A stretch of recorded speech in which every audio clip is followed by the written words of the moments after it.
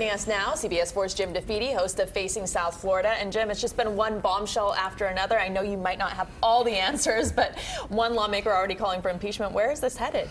I think we need to be very careful about using the word impeachment. This is a very serious process. It's a political one, but it's a serious one. Let's understand you're talking about basically overturning the results of an election and upending a government. That is not something to be taken lightly and not something to be taken with what we have right now. I don't think we're there yet. The question to me, the issue to me, isn't what was in Jim Comey's email or notes from the one meeting.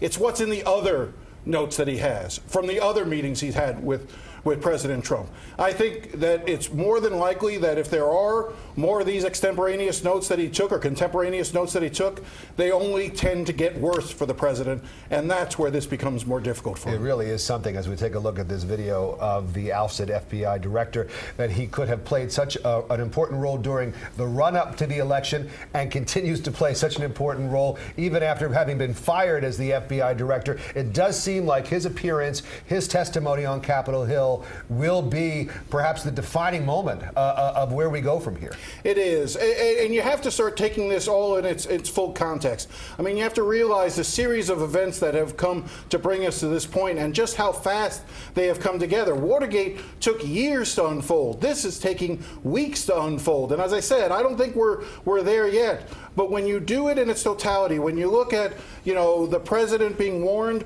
by Sally Yates and the White House being warned about General Flynn, and then Sally Yates being ousted, and then you know, the president demanding loyalty supposedly from the FBI director and him demurring on that, and just these series of things, just one after another, make it very difficult to not understand where the intentions were of the president. But that's why this is a difficult case to prove, and what Chris Christie was making before is that in order to get to obstruction of justice, you have to know what was in the intent of the president. And that means you have to get inside his head. Was he doing it just because, hey, he's a nice guy and let's do it? Or was he doing it to shut down an investigation that could come back and haunt him? But what about the tweets? Could that go to his intent?